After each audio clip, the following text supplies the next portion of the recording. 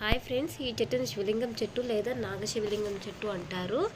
ఈ చెట్టు చూసినట్లయితే సాక్షాత్తు శివయ్యను చూసినంత పుణ్యం కలుగుతుందంట.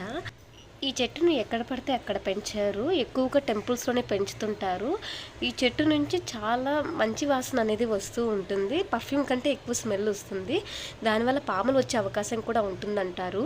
మనము కింద పడిన పువ్వులను మాత్రమే దేవునికి సమర్పిస్తాము. అది కూడా శివలింగం ఉన్న పువ్వును మాత్రమే సమర్పించాలంట. ఇలా శివలింగం లేని పువ్వును మనం సమర్పించకూడదు. ఈ పువ్వును మనం చెట్టు నుంచి కోయకూడదంట.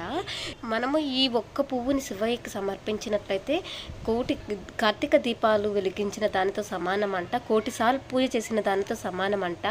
నేనైతే ఈ చెట్టును ముంబైలో పోలీస్ క్వార్టర్స్లో చూశాను. మీరు ఈ చెట్టుని ఎప్పుడైనా చూసినట్లయితే నాకు కమెంట్ బాక్స్లో పింక్ చేయండి.